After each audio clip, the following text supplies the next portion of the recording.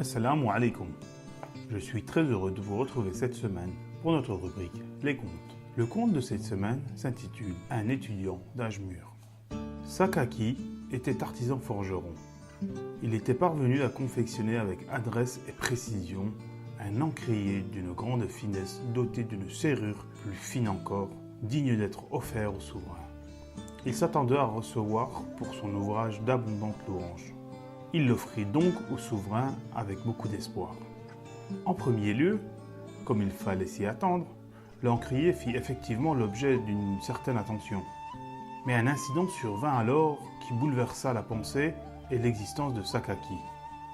Tandis que le souverain contemplait l'ouvrage de Sakaki, lui-même plongé dans ses chimériques pensées, on annonça l'entrée d'un érudit, homme de lettres ou jurisconsulte. Lorsque ce dernier entra, le souverain concentra toute son attention à l'accueillir, puis à s'entretenir avec lui, oubliant d'un coup Sakaki, son ouvrage et son art. Cette scène suscita une profonde transformation dans l'esprit de Sakaki.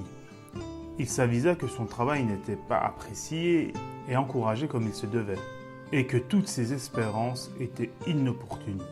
Or son esprit ambitieux n'était pas de ceux qui peuvent s'apaiser. Mais que pouvait-il faire dès lors? Il décida de faire comme les autres.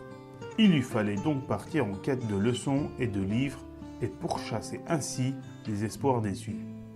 Bien que ce ne soit pas une mince tâche, pour un homme mûr dont la jeunesse était loin, de devenir le compagnon de jeunes enfants et de commencer par les rudiments, il n'y avait pourtant d'autre solution.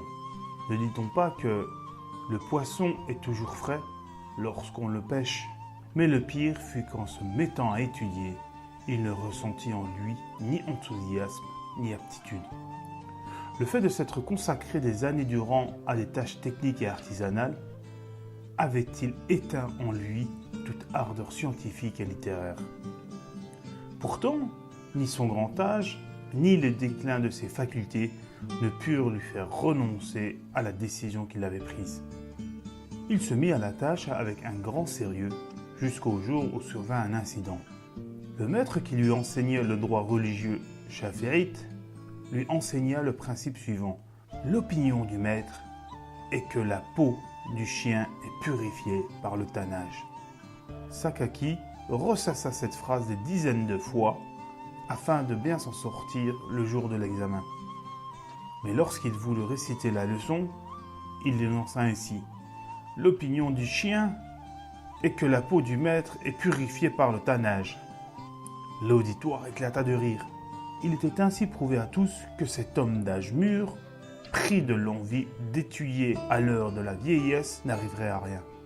Sakaki ne put demeurer davantage dans l'école ni même dans la ville et gagna la campagne. Le vaste monde semblait petit à ses yeux. Un jour, arrivant d'aventure au pied d'une montagne, il vit que d'une hauteur, de l'eau s'écoulait goutte à goutte sur un rocher et avait troué la pierre sous l'effet d'un écoulement permanent. Sakaki méditait un instant et une pensée lui traversa l'esprit comme l'éclair. Mon esprit, pour si inapte qu'il soit, n'est pas plus dur que cette pierre. Il est impossible que la persévérance et l'assiduité restent sans effet.